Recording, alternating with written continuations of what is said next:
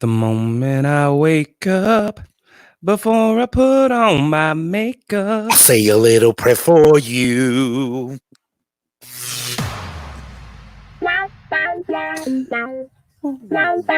Welcome to GayTalk 2.0, the ultimate podcast for your dose of dish.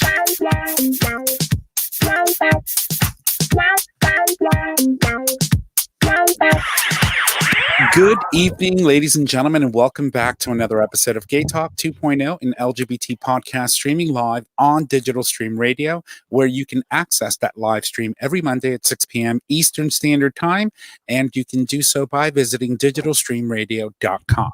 Today, we're going to welcome power couple and illustrators extraordinaire, Ashley Molesso and Chessie Needham, founders of the popular Brooklyn stationery company Ash and Chess. They join us to talk about their latest publication, The Gay Agenda, an amazing book full of historical facts and amazing illustrations and so much more. We're going to have them both on the second half of the show. My name is Tom and I am your host, and I'm joined today by the one co-host that was able to log in today and be here with us. So, ladies and gents. Hey, y'all, Nick or Trish. And thank you all for joining us on today's show. So we have several stories to cover. But as we always do, we like to talk about to our friends and sort of kind of bounce back and forth and find out how we're doing. We are living amidst COVID-19. We're all locked up in our houses. We can't do the show from the studio. And so we're doing it virtually. So my dearest Nick, I miss you. How are you? I'm all right. It's like one day is just blending into the next at this point. Honestly, I don't know what day it is. I woke up and I was like, I was like, I'm not going to work. And then I was like, oh, wait, I have a notification 15 minutes until a meeting. I was like, I guess I'm going to work. Yes. So, and then so you throw on your face and we say a little prayer and say, I didn't even throw on my face this morning or do my hair. My boss was like, are you okay? I was like, no, I'm not okay. Wow. I didn't sleep. I've been having a hard time sleeping, so it's been a little weird.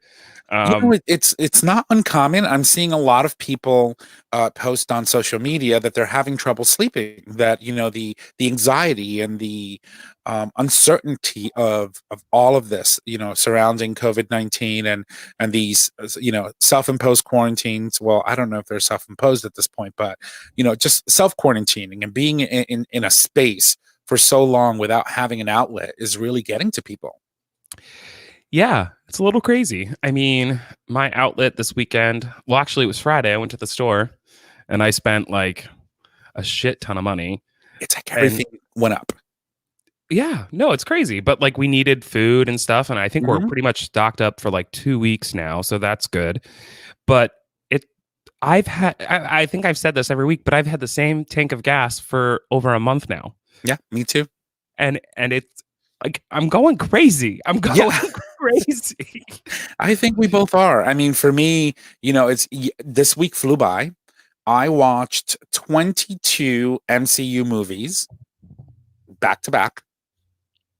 22, all of the Marvel movies I watched, and throughout all of that, how they connect and how one leads into the other and how one hints at what's coming next. What I couldn't understand is during Endgame, how Hawkeye was actually able to hold the Soul Stone, right? Because supposedly these stones are so powerful that no ordinary human or person or entity can hold it. It needs to be encased in something. Yet when Nat, or in this case, I believe she's called Black Widow, sacrificed herself. Black Widow is Nat. Yes. When she sacrificed herself, she needed to die for the Soul Stone to reveal itself and for Hawkeye to take it. He held it in his hand. And I was just like, wait a minute, that doesn't make any sense, because all of the other ones, the Tesseract and this stone and that stone, ordinary people, not even gods like Thor, could hold these stones because they were that powerful. So that threw me off a little bit. Maybe it was her sacrifice. Yeah, that's what I would say. Because that is a little like poetic. Weird. No, it's like a weird plot point that is kind of missed, but at the same time, like I kind of always just equated it to the fact that she gave her life so he could have this. Yeah. And my thing is, it's like it was them two that were sent to specifically go get that stone. Can you imagine if it were the Hulk, for example, and Gamora, which died originally getting the first stone when Thanos went and got it. Anyway, that's how I spent my last week after work, just literally watching movies and doing nothing. And not nothing, but, you know, just sort of kind of doing things that I haven't had an opportunity to do in a very long time, which is absolutely nothing. Mm-hmm. No, I feel you.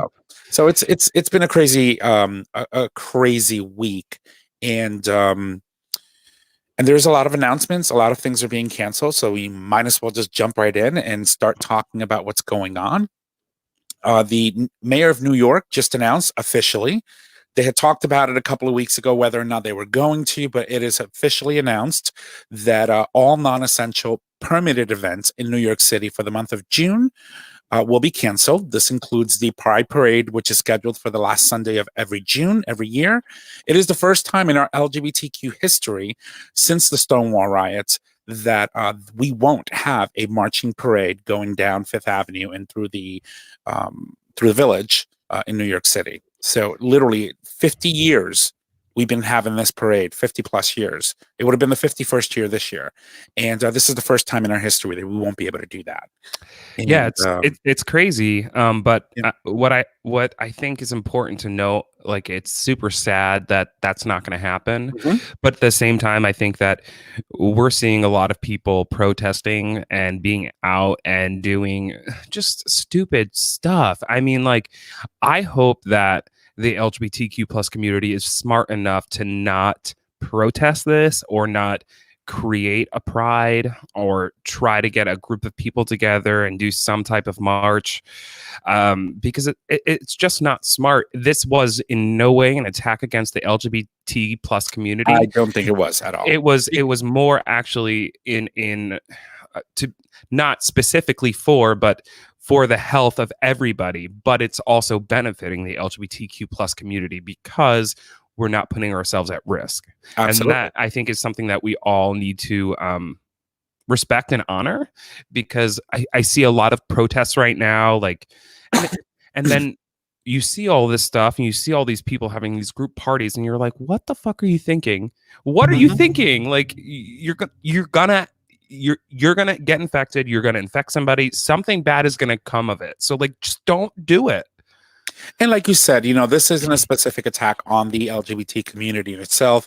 It's worth noting that this cancels all non-essential permitted events in New York City, which includes the Puerto Rican parade that happens in June. It also includes, I believe, there's a Jewish parade that takes place as well in the month of June. So all non-essential. Celebrate Israel, but I believe so. Yes, I'm not really familiar with it, but I was somewhat reading or skimming through some of the events that were canceled. And there's a lot of things that are going on in New York City.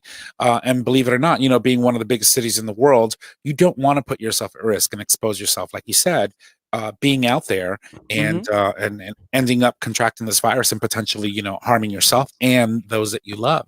So, and you know, we used to say that the epicenter was Seattle and the West Coast. It is now New York City. That's right. And we have to respect that. We have to be, and we're in Connecticut. We're not far from it. And we're right down the road from everything that's going on in New York, and people are leaving New York and coming here and going home. And I get it. And I understand that. But at the same time, we have to respect the fact that the epicenter right now is New York City. And if we didn't have Kumo, thank God, I'm a Kumosexual. Did anybody see that? Did you see that today? Homosexual? Yeah. Did you see that? No, I did not. Oh my God. Noah Trevor. Do you know Noah Trevor? I love him. I do love him. He's amazing. He calls himself a Kumosexual. He does. Why?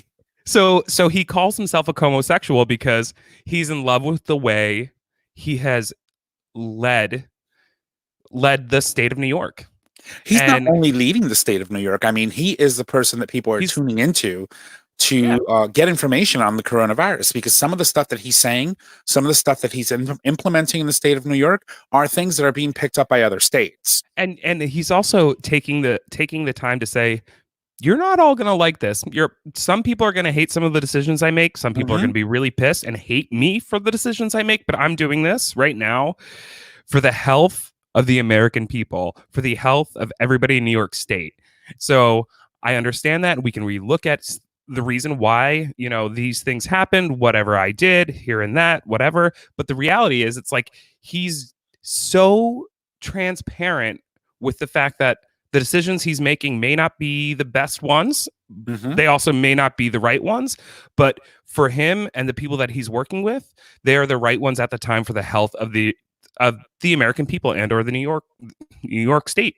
I'll So tell you one thing. I mean, he at least has the audacity and the balls to make the decisions, right? We have currently a president right now, hashtag not mine, but we do in DC right now that doesn't want to commit to helping states to obtain PPE and all other essential medical, things that people need to be able to do their jobs and be able to safely help the American people heal. And we have someone that's not willing to put their neck out there for our nation, but we have a governor that's doing it not only for their state, but is really providing critical information amidst one of our biggest crises in our lifetime to his state, his constituents, and other people around the U.S. yeah, 100%. I mean, like, I don't need to combat that at all. He's a dumbass. Yeah, like, and we're talking about Trump. I literally hate the man. There are some positive things, and like, if one more fucking person says, for all those people that didn't support Trump but now want to take the money, if they say that one more fucking time, I'm gonna be like, shut the fuck up. One, it wasn't his idea. Did he back it? Did he back it? Yeah, and that's amazing. It had overwhelming support from Congress. And so, they passed it with overwhelming support. And had he, let's say, vetoed it, it would have went back to Congress and they would have passed it with an even bigger majority. And then it would have passed anyway. So at this point, his hands were tied. He had to sign the legislation. And there's another one cooking. There's another one coming right behind it that may also pass, which will provide even more funding for small businesses that are looking for loans, which, by the way, the last bill that they passed, those funds were exhausted fairly quickly by big corporations not allowing small loans or small businesses to actually take advantage of that program. So they're looking to pass yet another bill to provide more funding for the small businesses that need this help. And you know what pisses me off the most, even with like, your Trump supporters and whatnot, and I still think he's doing a good job and this and that. What pisses me off the most is in a time of crisis, and we've talked about this, you as a leader, you find a way to step up. You find a way to do the right thing. I'm going to say it wrong again. Is it Cuomo? Cuomo. Why do I always want to say Cuomo? Cuomo may have not been the like best person for the job. A lot of people had issues with him. He doesn't have the best, everybody has skeletons in their closet, but in a time of crisis, he stood up and he's making the American people feel good, or not good, but better and comfortable knowing that every day he's going to come on and say like, this is what's going on. This is how we're handling it. And this is how I'm going to make sure that we get through this together. And that is what a leader does. Our leader is not doing that for this country at all. I don't know. Did I read on air if Donald Trump had captained the Titanic last week, or was that on a Zoom call? I can't remember. It wasn't on air last week. So go right ahead. All right. So I think this kind of sums it up really well. So I'm equating this to COVID-19. So if Donald Trump had captained the Titanic, 1, there is no iceberg. 2, we won't hit an iceberg. 3, I knew it was an iceberg before anyone else knew. 4, no one knows icebergs better than I do. 5, the penguins brought the iceberg here. 6, no one could have predicted the iceberg. 7, we cannot allow an iceberg to stop our ship. 8, the crew is spreading fake news about icebergs. 9 or 7, 8, whatever number I'm on. Some of you have to drown. And last but not least, I'm the best captain. Ask anyone. And he died on the boat. Well, at least that captain went down with the boat. I don't think this one will. But I think the point is the captain went down with the ship in the Titanic, right? Went down with the ship. Trump wouldn't. wouldn't. The reality is that metaphor is perfect Mhm. for Trump in general. Yeah. Oh, it's not a thing. It's not going to happen. Oh, it's happening. I knew it was happening. I'm the president. I just couldn't tell you. You know, like he literally is setting himself up to just continually be maimed because like he's doing it. He's so ignorant. I agree. I agree. And the thing is, he's doing it to himself. And so the Biden campaign released an ad recently. And let me tell you, it is using his words, his own words against him in a way that it was just genius. And I wish I could find the ad because I would play it. Or, you know, maybe we'll post it on the Gay Talk page on Facebook. But it was pretty, it wasn't classless. It wasn't tacky. It was just basically pointing out a lot of the things that he said, that he's done since the beginning of this. You know, just highlighting a timeline that really just spells out everything the way it just basically came out, and the way we see it. Right, we're literally watching it in real time, and the man starts off with one thing one week, and then the week later he's completely jumped ship, and he's saying something completely different. You know, so it's incredible to see how all of this plays out, but I guess we'll see. So, my dearest Trish, you have a story in here which I was dying for you to talk about because I think is so amazing. I know. I kind of wanted to end the show with it because it's like a uplifting note, but since it's just you and me, I guess we'll talk about it. Yeah, we also have the gay agenda. This book is so much fun.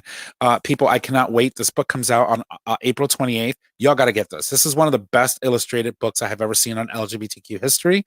Super fun. But anyway, Nick, go. So I know this is gonna make Mama Kim super happy. I know. And it was a pretty impressive story to me. But as we all know, we're all in quarantine. We're, you know, spending time with family in ways that we've never had to spend time with family before, getting to know each other again, getting to know things about each other we didn't want to know.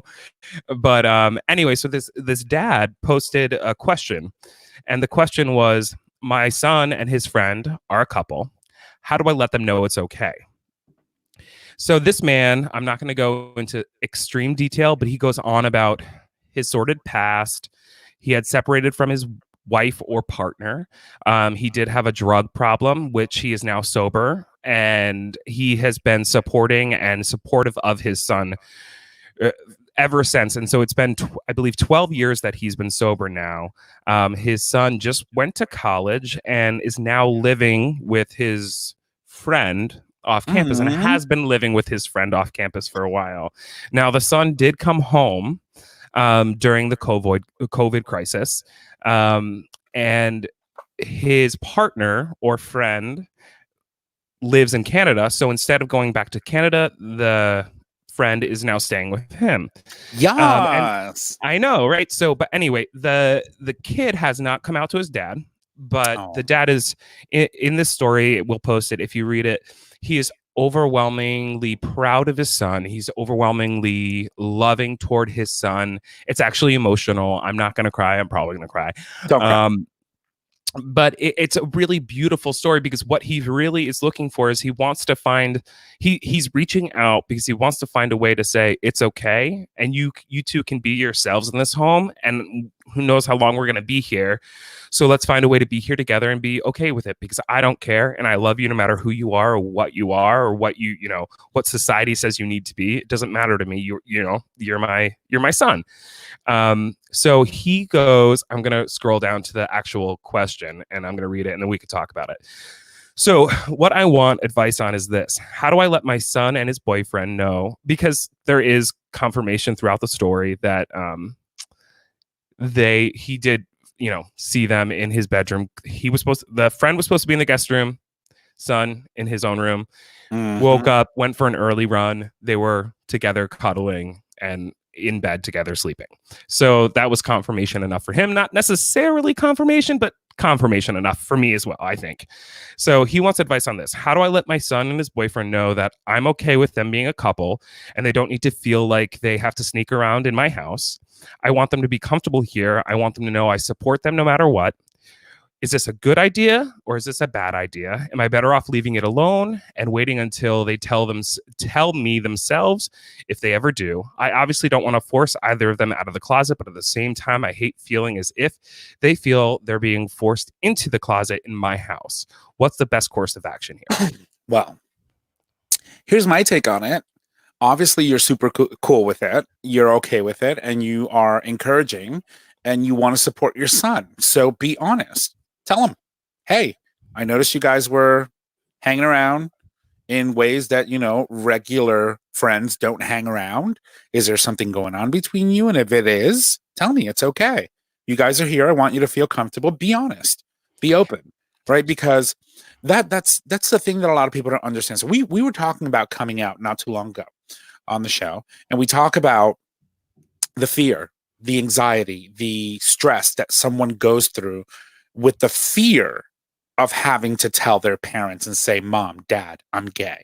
Mm-hmm.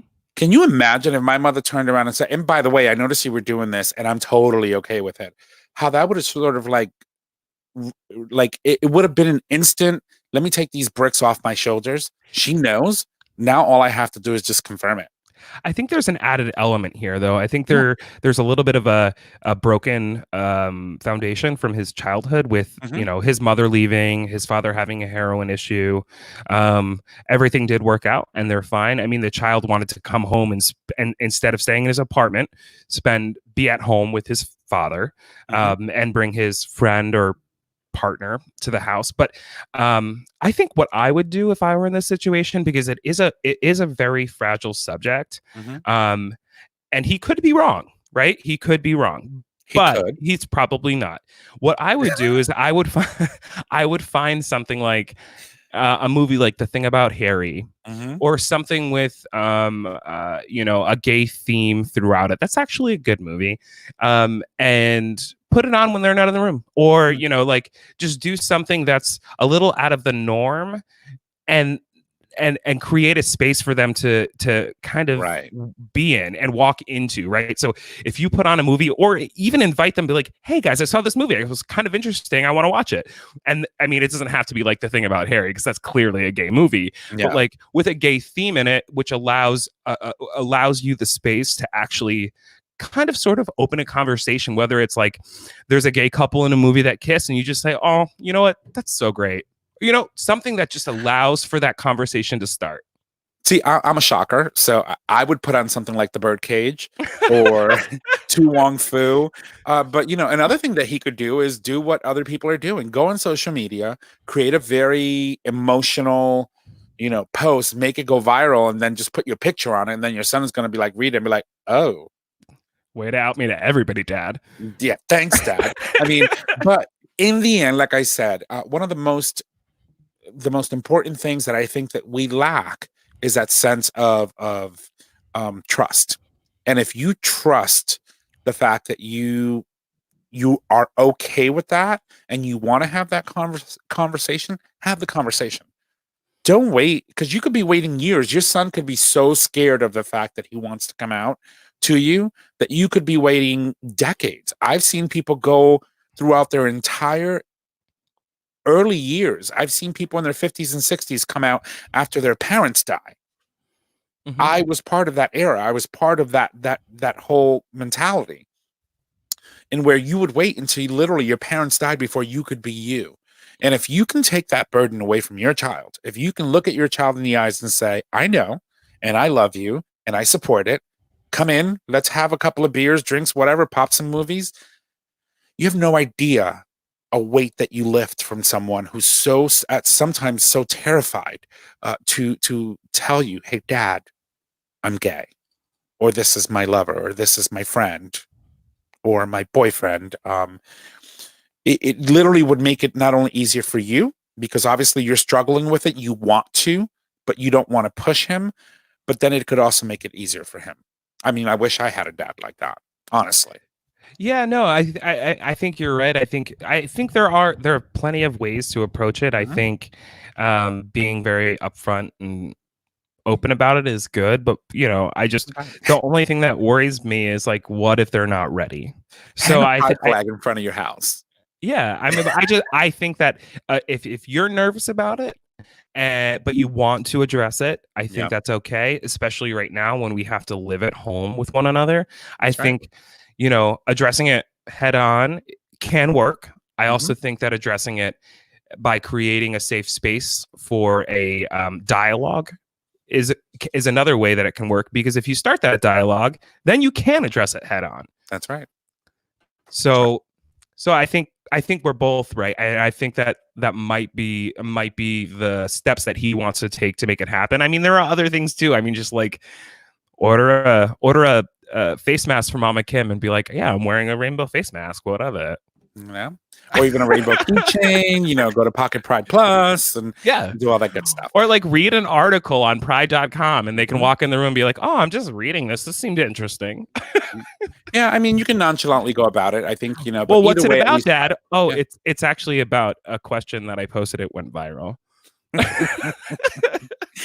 All right. Well, listen, we do have two amazing guests joining us right after the break. So we are going to, of course, leave you with some music. And when we come back, we have our two amazing guests joining us to discuss the new book that's coming out on April 28th. It's called The Gay Agenda. I'm super stoked and excited. Here's some music. We will be right back.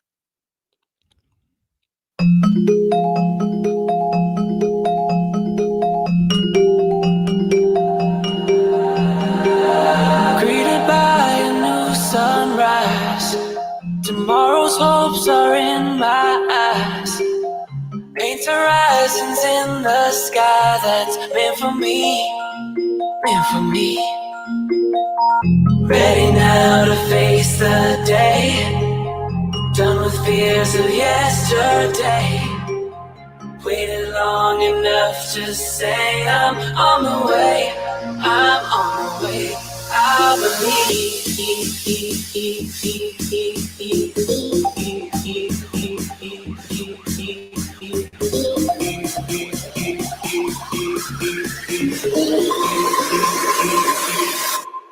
I believe.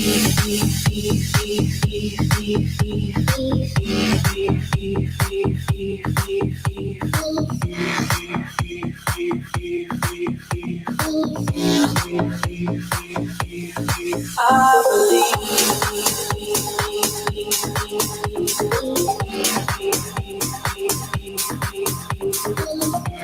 there is more to me than surface.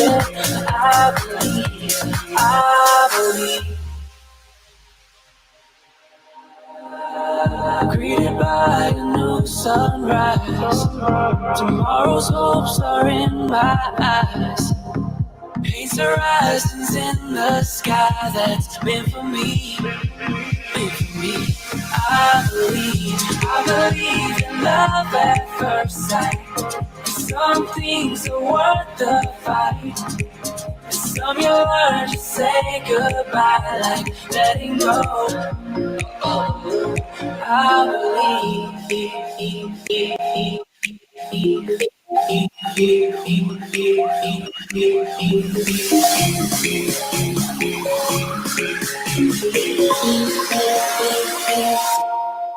I believe.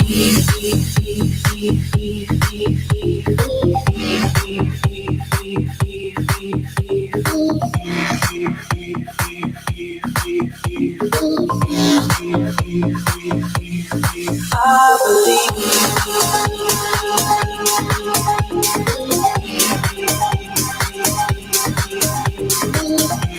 there is more to me than surface.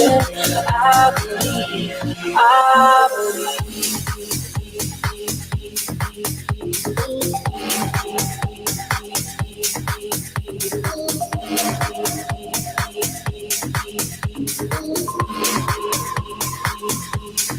I believe.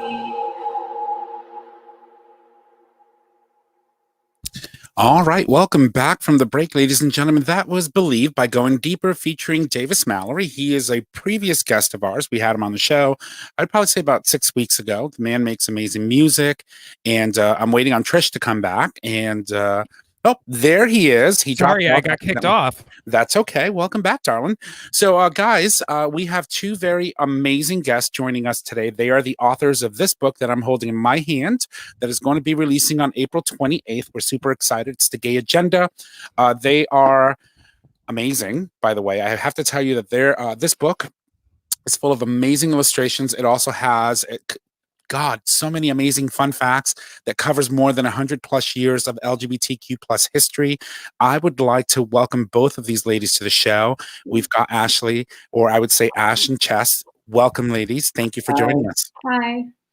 So, before we get started, why don't you tell us who is who so that we can all know who we're talking to, and then we can go ahead and start the interview. Cool. Well, I'm Ash. My pronouns are she, her, and I am one half of Ash and Chess. Okay. And I'm Chess. I actually identify as a trans man. Okay. And my pronouns are he, him. Well, that's the other half. Yay. well, that's great to know. So that way we won't have any mix-ups or anything. So that's awesome. So I'm holding this book in my hand. It is incredible. I love the illustrations on it. But before we get started, I wanted to let you know, I know that there's little things on here that says who we are. I'm Tom, and I'll let my co-host introduce himself and do that. I'm Nick or Trish, but I am he, him, his. Cool. Cool. And my pronouns are he, him. And so this book, the illustrations on this book are amazing. So let me start by asking, who's the illustrator? Ha. Trick question. Okay, yeah, trick question. Oh, wow. Yeah. So Ash has like an amazing art background, and I don't have an art background, but she did teach me a lot of art, obviously, before the book. And then we tried to split the illustrations like almost 50-50. I mean, I would say the ratio is probably skewed a little bit more towards Ash because she is just like so fast at designing and so genius at it. So yeah, it's true. But basically we both did it, which is cool. Yeah, it was really fun. It was It hard. was like a big collaboration. Yeah. So before this all happened, we got the book and I had the chance to skim through it. But since then, I haven't been to the studio. So I saw some of the illustration and it's amazing. And I read some of the stuff. But like, I'm so sad that I haven't been able to I usually have a book in my hand when I do an interview. This is the weirdest thing for me. Yeah, I know. This has been an adjustment for us, right? Typically, we're all in the studio where I am today, and we're all gathered around this amazing, huge desk that we have, but we can't do that. And so this has certainly been an adjustment. We're using this program called StreamYard that has allowed us to actually interview our guests this way, and it's been certainly a challenge for us, Yeah. to say the least. But I wanted to ask, so you both also have a stationery company that's also called Ash plus Chess. And you guys have made a lot of stationery products as well. Can you talk a little bit about that? Yeah, so we okay, I have to start from the very beginning. Please do. So we're dating and we've been dating for like 4 or 5 years now, and we met on an app. And Was it the Her app? yeah, it was her. Yeah, so we met, and then I was kind of like in between jobs when we first met, and I was like working as a designer in New York, and we went to a trade show together, and I showed Chess what I really wanted to do, which was start a stationery company. And he was like, you can't make money off of cards. Yeah, I was like, what are you talking about? Like, I've never heard of a stationery company besides Hallmark. Yeah. I was like, I found it in college. I found the stationery industry in college, and it was really cool. And it was a great way to like have little like pieces of artwork that like were affordable for people like to buy and for us to make. So yeah, I showed Chess around a trade show, and then we both were like really pumped about it. And then at some point, I like quit my job / got fired. Got fired. I got It fired. happens. It happens. And then I'm waiting for it, so don't worry. but it was at like that weird time where I was like, I'm gonna start, like, we're gonna start this company and like make it work anyway. And yeah, so that's So- kind of how I got into it. Yeah. So you're doing a lot of stationery illustrations and selling postcards and stuff. Was a lot of it LGBTQ based? Not like at first, no. Like our first line only had like 6 cards in it anyways, and we tried to make them just like super relatable for any person to buy. And then what was our first gay card? Was that Gay Way? Yeah. So our first gay card said I love you in a gay way, and like that one and that one, like, we loved it. And then I love it. thanks. It's a bestseller. Yeah, it's like But, the number one. like before we even came up with that one, we said something in like our bio when we were going to the stationery show about like being a queer power couple, and everyone was like, oh, you can't say that, people aren't going to want to buy your stuff then, like that's limiting your audience. Yeah. And we were just like, no, we don't want to sell to people that wouldn't buy it from us because that's what we say about ourselves. Yeah. And so then we like we did Gay Way and it sold super well, and then we expanded into other cards. Like I think we don't have like exclusively LGBTQ cards, but we have like a line of that, and then we have a line of just like other cards that are nicely designed and funny and relatable too. Now, the reason why I was asking that question is I wanted to know if any of your artwork from your projects there made it into this awesome book. Ooh. Because if it did, or I tell you right now, I'm going to your website and I'm going to have to buy cards and mail out to everyone, because the stuff in this book is pretty cool, pretty intense, colorful, energetic. I am super pumped that I have this in my hands right now. Oh, yay. Thanks. Yeah, I would say, I don't know if I'm trying to think if any motifs like slipped their way in there, but I don't think that they did. But the vibe is the same in our cards too, like colorful, bright, exciting. Yeah. Like similar style. This is just like an extension of our greeting cards, but like extra gay. Yeah. It's super gay. I love it. It's super absolutely right up our alley. We were like, we got to get these people on the show. And Trisha's back. She keeps jumping off, but you know what? We love her. Get it tomorrow. I can't handle this shit no more. What the fuck? This is gonna happen all day. So why don't we jump right into the book? So why don't you tell us a little bit about the book? Obviously, I've been raving about it, but tell us in your own words what the book is, why it is so important to you, and what should our readers or people that are going to buy and read this book look forward to? You want me to answer? You start. Okay. Okay. So what the book is, well, it's called The Gay Agenda, and then it has a subtitle, A Modern Queer History and Handbook. Mm-hmm. And it's basically that.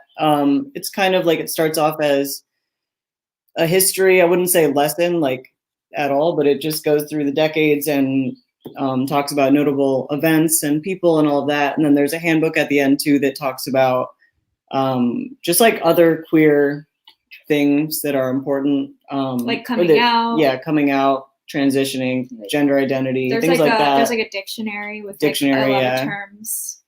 I saw that. Yeah, flags and things that like people just like might be curious about and might have wanted to know about. Yeah. So I actually went ahead. I'm sorry, I didn't mean to cut you off, but you were mentioning the dictionary.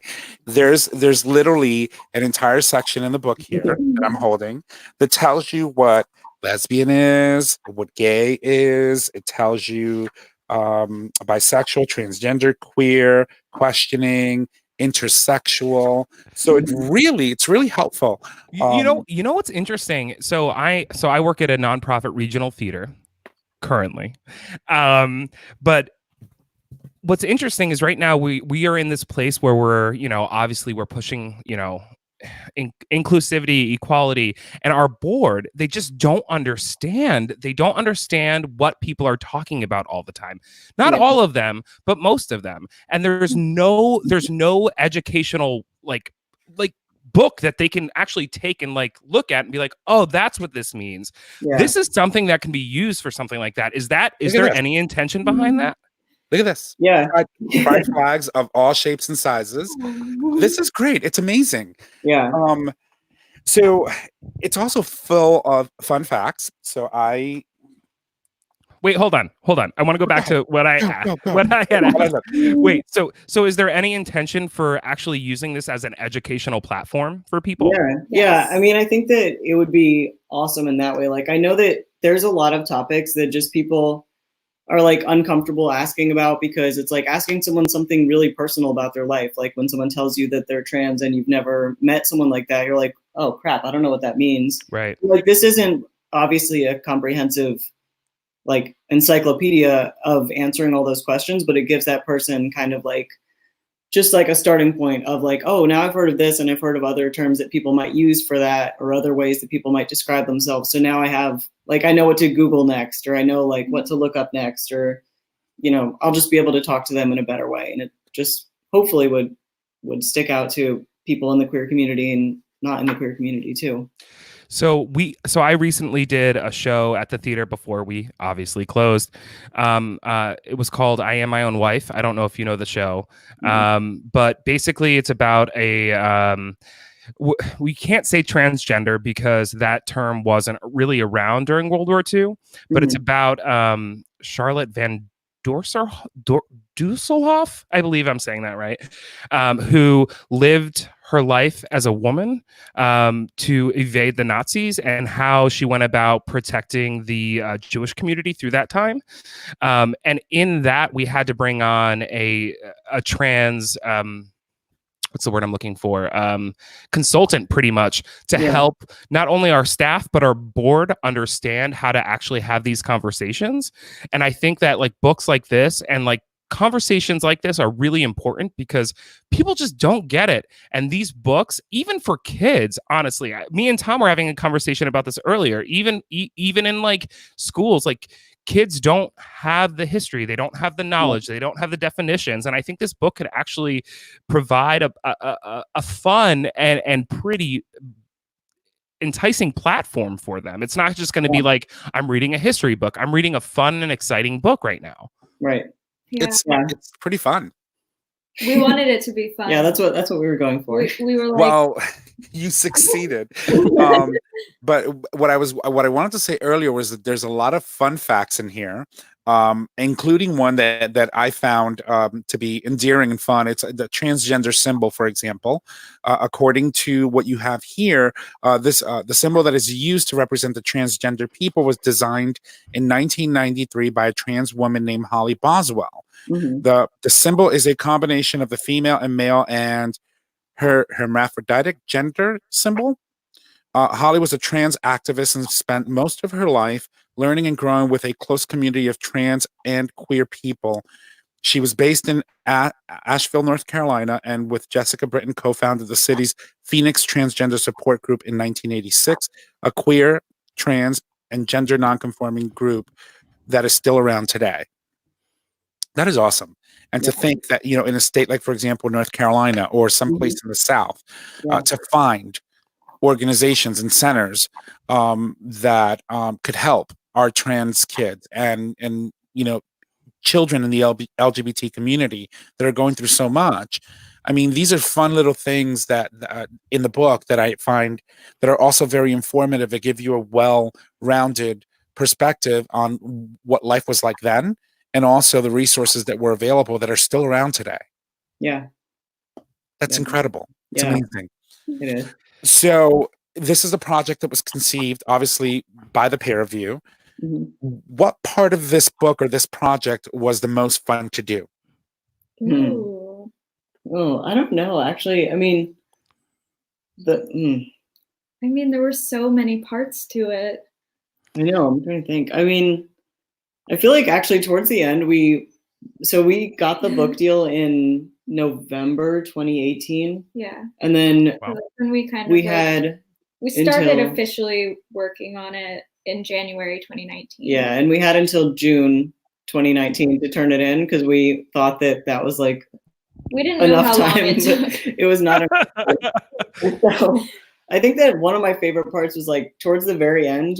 We had been like working on the illustrations. I was working at the time as a high school teacher too. So I was like trying to write the book, trying to work on the illustrations, working full time and working on the company too. So that part was like really tedious, but towards the end, like right when it was due, I quit my job in June And then we thought we were doing really well with the illustrations. And it turned out we still had like 50 to 70 illustrations left to do. And we were like half the book. Man, like we're done. So we went up to, my parents have a cabin up in the Adirondacks, which is like really far upstate New York. And we went up there and we brought like our printer with us and isolated. And, worked for like 2 weeks. Yeah, we were just like banging out the pages on it. And they're not in any order too. It's not like they were like the last pages of the book. They're just like random pages, but some of them turned out to be like my favorite ones that we worked on. And it also just was kind of fun, like the scramble to finish it, but also make something that was still cool and not rushed and not like, you know, we wanted to make sure it was still true to our vision and what we wanted for it. But it was fun because I've never had to design under like that type of pressure. Oh my God. I mean, pretty amazing. It is. You have so much in here. I mean, there's stuff about, for example, Audre Lorde. You have Freddie Mercury in here. You talk about the Stonewall riots, and you're laying everything out in a sense that, for example, you have a little bit on what happened pre-1900s, right? Yeah. And then you're literally going through the decades, and you start really focusing on, you know, like the 50s, 60s, and especially the 70s. I would, like I said, we were having an off-air conversation, Nick and I, about how this book, if I had children, I would give this book to children. I mean, it's that amazingly illustrated, fun enough for them to be engaged, but also learn some critical information about our history and some meaningful definitions of what it feels like to be in the LGBT community, and having information to be able to identify people the way they truly want to be identified as. It's incredible. What was so there, obviously, you know, we all are continually learning about our history all the time, and things are changing rapidly. What was it like to research this book, right? You had to, you didn't know all this information about the history of the LGBTQ plus community. How did you pick and choose? How did you research this book? What was that experience like for you guys? It was really hard. Yeah, it was. Like, yeah. We felt like, I don't know, like being in control about like what content goes into this. Like it was a little overwhelming because like we couldn't add everything. And yeah, like there was just so much. Like before we wrote the book, I would say I knew of like Harvey Milk, and like I knew who Audre Lorde was, and obviously I knew like Ellen DeGeneres. Like I knew like the basics. But it was like, yeah, it was kind of stressful and difficult trying to like pick and choose, because when you're writing history, like you realize that you actually have the power over like whose story gets told. And so that was kind of like just a daunting task, because also like history, as we know, is super heteronormative, like what you learn in school. And it's also super whitewashed. So we were like, well, how do we include, like, how do we make sure that we include people that are important, and then find people whose stories maybe we hadn't heard before and like deserve to have their story be heard. And then at the same time know that we probably didn't include like half the people that should have been included in here because maybe we've never heard of them, or maybe because like we just couldn't find enough information on them. Right. So it was tough. I'm like, I keep saying we need like a volume 2 already, because I'm like, I just want to include more. Yeah, you do. There's so much history. You do need a volume 2. But but my question though, another question that I have for you is like, when you were doing this research, because doing this show, and we've been doing this for now 3 years, I've learned so much. For 4 years, sorry. Oh my God, I can't keep track anymore. We're going on year 5 soon. God, I can't handle it.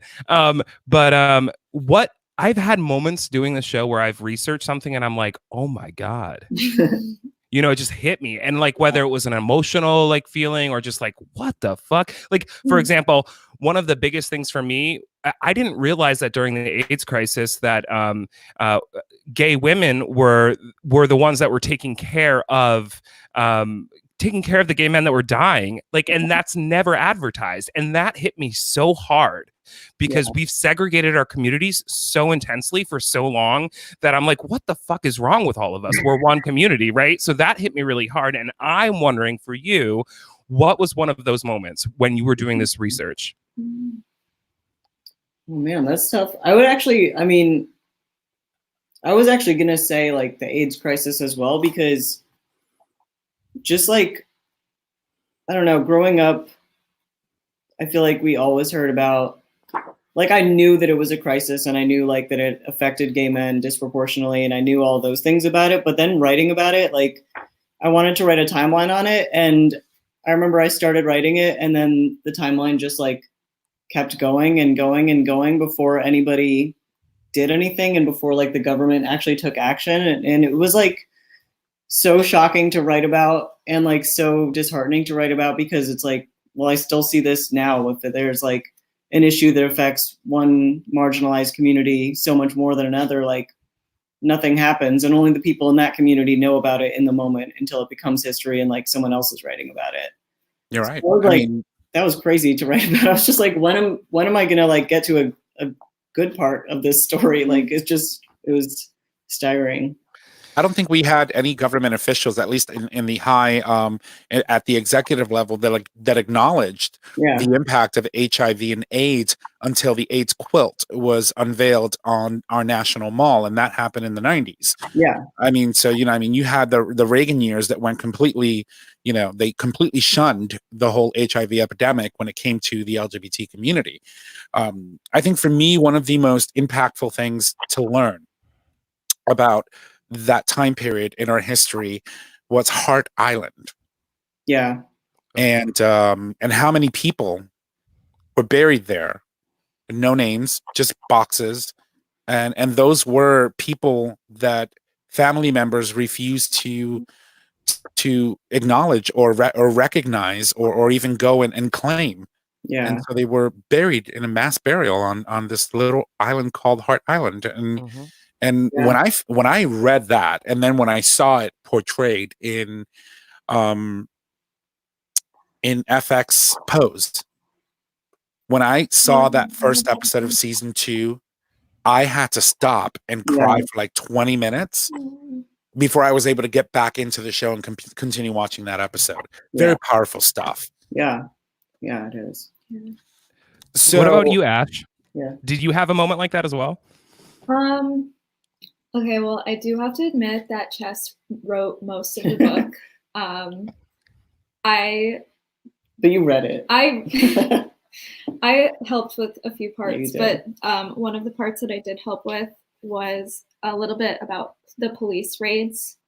And I feel like that really blew my mind that like that happened, and like that I don't know, it happens, it still probably happens in other countries maybe.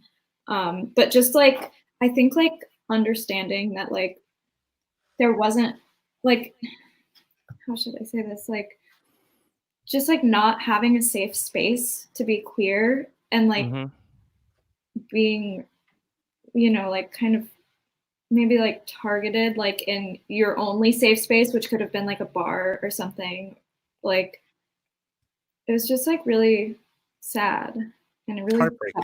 It was just like these people are just like trying to have a good time and like be themselves, and that's what we're trying to do every day, and then like people have to go and ruin it. I don't mean to like stir up like all this negative emotional energy, but the reality is, as much as this book is fun and loving and important, it's powerful because you look at the LGBTQ history that's being taught in schools now, in some schools, and it's like a page or two. And the reality is what our community went through is far more than a page. You wrote a book and you're already talking about another book.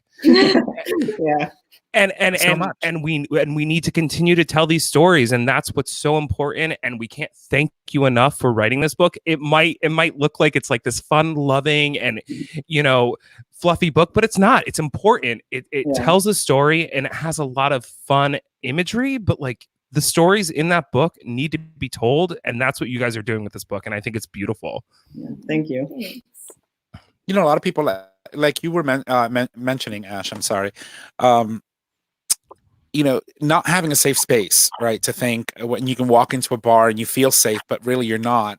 And then the police raids, and you think about how 51 years ago, we had a raid that occurred at the Stonewall Inn, And 51 years later, we're 50 years later, we celebrated World Pride in New York City to commemorate such a historic moment in our community. And today, it was just confirmed that Pride, for the first time in over 50 years, won't be happening in New York City.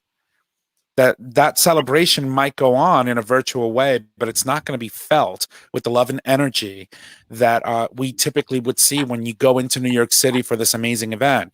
How do you feel about that? I have chills that you said it, even. Although the queers can't be there in person, we're all still there in spirit, which I think is an important thing to remember. I do have to say the energy that goes on like at any Pride event that I've ever been to, like just like being surrounded by like your family is just like, it's such an experience. Yeah, it's like the only time you ever get that. I know. It's like you feel on top of the world, like just being around all these people that like are just like you. And it really blows that we can't be there physically, but it's not forgotten because of that. Like, not at all. And I don't mean to imply that it most likely will be. It just goes to show you that, the impact and the power of what it actually is. Yeah. Right. And to think that some young, queer boy or a transgender man or woman coming into their own at this point wanted to go and experience, our community. And for the first time in 50 plus years, we won't be able to do that in a setting in what we've been used to, passing by the Stonewall Inn and saluting to those, Marsha P. Johnson and all of these other amazing people that did amazing things to get us to where we are today. Yeah. It's very eerie. Yeah. And there's also this other weird thing about Pride for me. It's like, I remember I've been to a couple Prides now, obviously, because I'm getting kind of old. But like the reality is, it's like it's no matter where you go, if you're with your partner and you're a queer person, you hold their hand, but there's always this weird like energy where you're looking over your shoulder. You're just making sure the space is safe. But when you're at Pride, you hold your partner's hand, you kiss your partner, you hold them like nothing matters. Like the world is like, you can be whoever you want to be and love whoever you want to love. And I think that is what's tearing me up the most. And I know that it wasn't in any way an attack on the LGBTQ plus community, but it's like this like heart-wrenching moment of like, that is the one time where we all just like love each other the way we should always love each other. And that's what I'm finding hard with the whole thing. Yeah. Anyway, so back to the book. So before we wrap this up, so I always ask this one question of everybody. So for both of you, hopes and dreams. What are your hopes and dreams for this book? Like, what do you want it to do? How do you want it to impact the LGBTQ plus and beyond community? I really hope that people pick up this book and I don't know, like learn about themselves in it and like come to get like, I don't know. I hope it invokes like self-discovery. And I also hope that it falls into the hands of people who don't know or like are kind of like almost unwilling to learn about the queer community, like parents of queer people, I don't know, like friends who, I don't know, but I want. No, you're saying exactly. That makes sense. You want it, from what I understand, it's like you're saying basically you want people that wouldn't pick up the book, that might need to pick up the book, to pick it up and learn something that might change their point of view. Yeah, exactly. Yeah, that would be awesome. Yeah. And I also hope that it falls into the hands of people who are feeling alone so they can read about this stuff and know that they're not alone. And that would be like the best thing ever. We were really happy to be able to make this book. And that was one of the biggest things. Like we wanted the community to like have something that would like affirm their identities and like everything. I don't know. Yeah, you stole my answer. Sorry. It's fine. Yeah, basically just something where like everybody can feel like they were seen in some sort of way and represented in some sort of way. That's amazing. Well, I have to tell you, the pair of you did an amazing job with this book. For our listeners, and obviously we'll post this on tonight's post as well, with the link on how you can get the book. It's coming out April 28th. I want to take an opportunity to wish you both luck and success with this book because it is fantastic. I'm going to be ordering a copy and donating it to our local New Haven Pride Center here in Connecticut.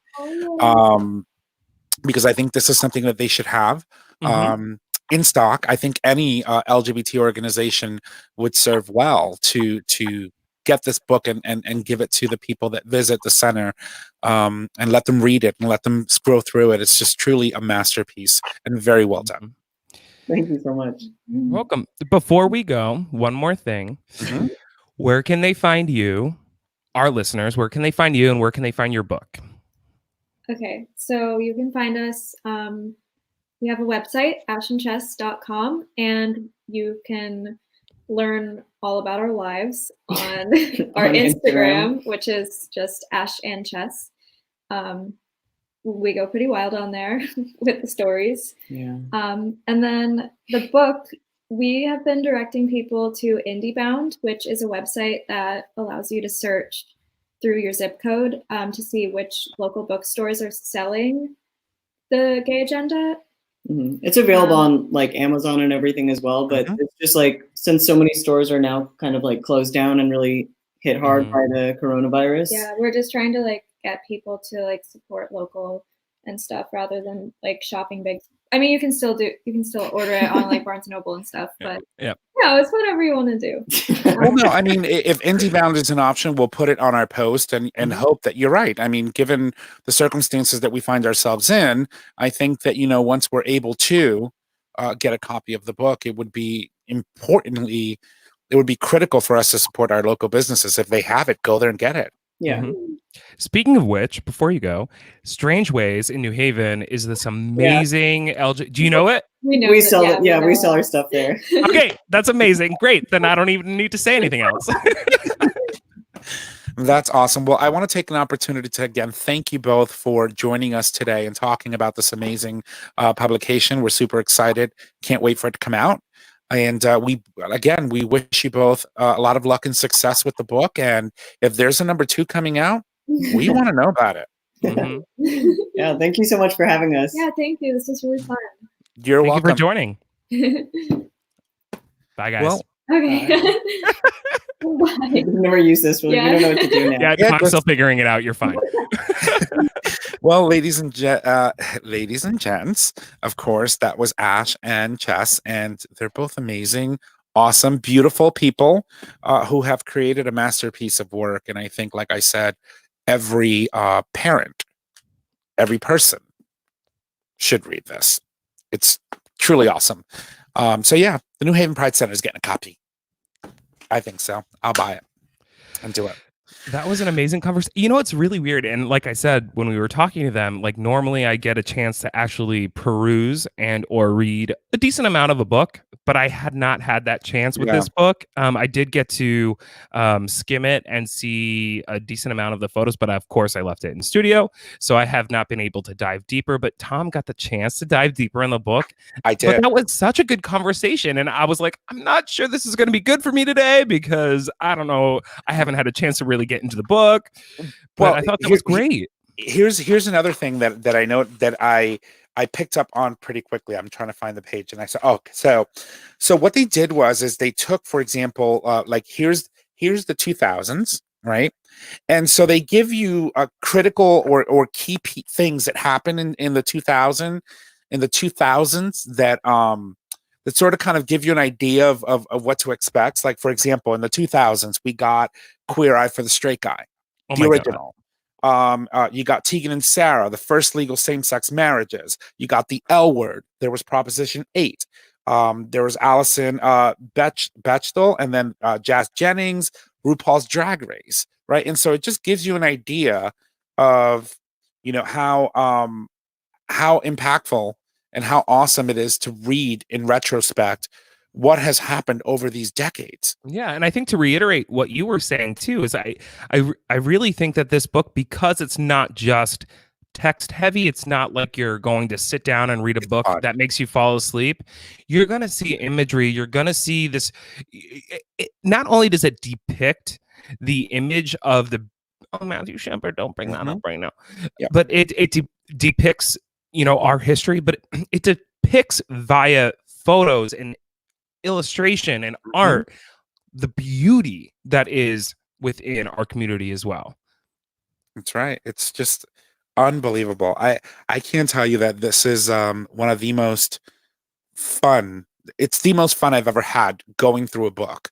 I'm what I call a micro napper, so I can read a chapter or 3 paragraphs, and I have to take a nap because I get sleepy. It's like there's no 2 to 5 minutes, though. Yeah, seriously. So there's no sleeping through this. I mean, it's fun and it's engaging, and there's a lot of beautiful information on here. Like I said, this would be an adequate book to throw in a school library and let kids access it, because truly it does have a lot of amazing information into it. So, Miss Trish, can I bring up a text message that I got during that interview that made me laugh during an important part that was not a laughable moment? Okay. So this comes from, take a guess. Mama Kim? No. Chris? No. Steve? Yes. Sorry. All right. So the text I get is, if we were together, would you iron my clothes for me? God, no. My response was, would I have a choice? Followed by him, maybe we should draw up a contract. There are some services I would require. And I said, I will not sign a prenup. And then he goes, no, like your responsibility for laundry and ironing, sex once a month, lights must be off, etc. My response to that, once a month? What?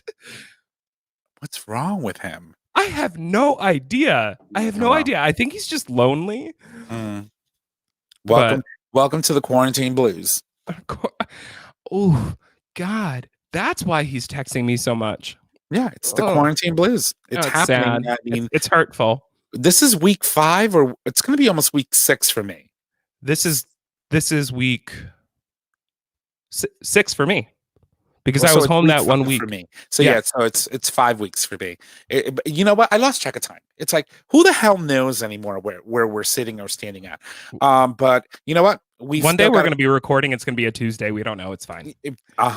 Seriously. So it looks like it's just the you and I show tonight. Unfortunately, I forgot to mention this earlier on. Elsie had an engagement that couldn't allow her to get on tonight with us. She had to go into the city. Well, not into the city. She went into, it's in the city. It's the Bronx. It's part of New York City. She had to go pick up Mom and bring her over. So she couldn't make it. And Chris tried. Boy, he tried. Keeps trying. Yeah, but it is what it is. So it's the Trish and Tom show today. And so I'm going to let Trish take over because he's got the Mama Kim's Minute. All right, everybody. So it's that time again. It's Mama Kim's Minute, everybody. Yeah. Cool. So number 1, Virginia is the first state in the South to make it illegal to discriminate against LGBTQ plus people. Number 2, Trump tells pastor to forget coronavirus and pray for his re-election instead.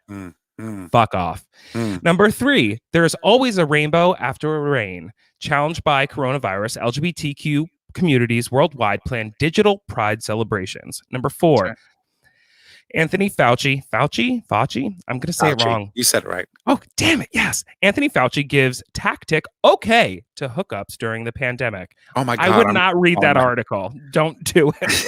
I'm going to. What the fuck? But thanks, Mama Kim, for sending that. Thank you.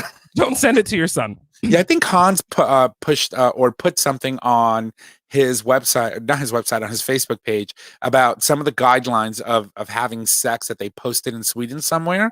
I thought it was pretty interesting. But yeah, so.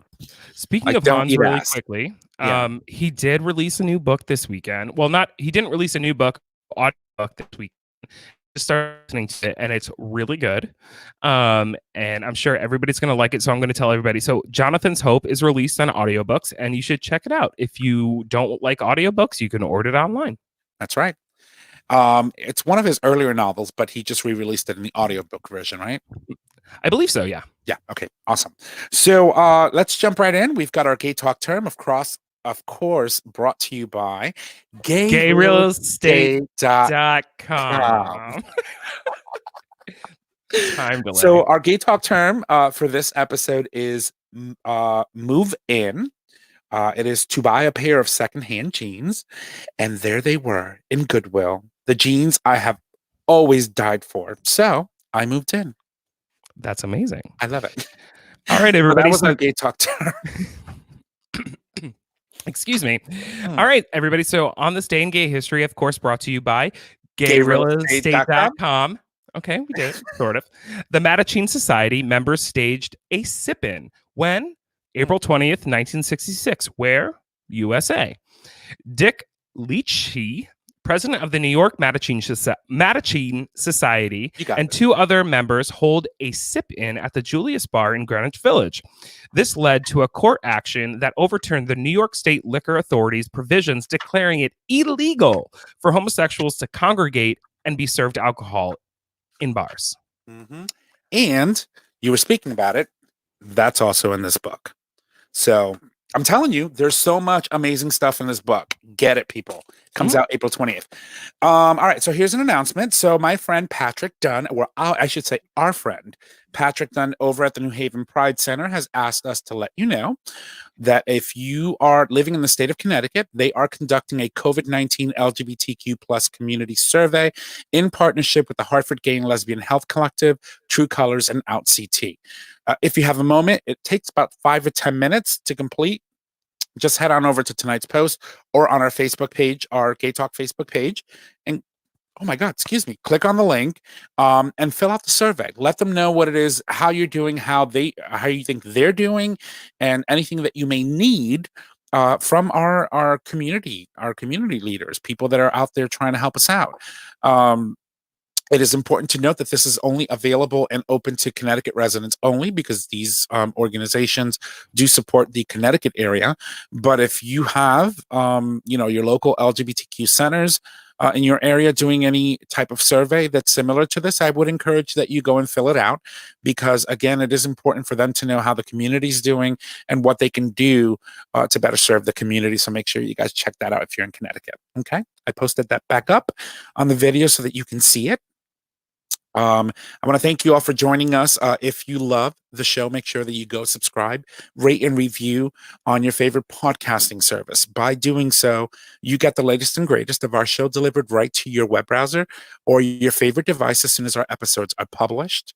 You can also support us on Patreon. That allows you, our listeners, to support the show with a monetary donation. Those donations are collected monthly and can be in any denomination of $1 or more. Chris is not here. He's not here. All right. So next week we welcome David Ellison, Santander, author of Santander Rambling on Borrowed Time. We're super excited about it. He is an educator who talks a little bit about the history of his life in education and also some of the struggles that he's had being a gay educator. That's awesome. And thank you to our guests, Ash and Chess. Their book, The Gay Agenda, will be available for purchase on April 28th, 2020, and will be available on Amazon as well as other local bookstores, which we will post on our post tonight. And I'm going to look at that IndieBound thing. I definitely want to know. I was looking for a pen to write it down so I could say it, so thank you for writing it down. I wrote it on my pen. All right, everybody. So don't forget, get your discount for Future Method today. Each time you clean out with water or enemas, delicate tissues are harmed and cells are damaged, increasing chances of injury and or STDs. The first of its kind doctor-developed formula that gently cleanses before you play without hurting your bum. And now you can use code GayTalk20 for 20% off a valid purchase for one purchase or on a subscription per person. You tried. Hey, dude, I did good until the end. Anyway, should we put a dental dam on this? Yes, we should. All right. Actually, today could be a dental dam and a rubber. Why not? Let's wrap it up. Let's wrap it up. All right. Do you want to? Yeah, I got it. All right. So our show is available on our website, gaytalk20.com, under show and episodes. It's also available as a free download on iTunes, Google Play Music, and Stitcher Radio. Nick announces again. You can find us on social media, Facebook, GayTalk 2.0, Instagram, GayTalk 2.0, Twitter at GayTalk 20. You can email us at gaytalk2.0@gmail.com. Tom, take it away. And if you need to reach out to us, you can just head on over to our website, click on the Contact Us tab located at the top of your web browser. There you can leave comments, you can suggest topics, or you can submit a question for the cast or an individual host. You can also call us and leave us a voicemail with your question, and we can answer those for you if you want on the show. That phone number is 334-429-8255 or 334-GAY-TALK. I should have said that first, but there goes that. Don't forget... Don't forget that we do stream live every Monday at 6 p.m. Eastern Standard Time. And you can access that audio live stream by visiting digitalstreamradio.com. I want to say thank you. With that, ladies and gents, that is our show. Thank you. And y'all have a good night. Bye. Bye. Oh, that wasn't the song.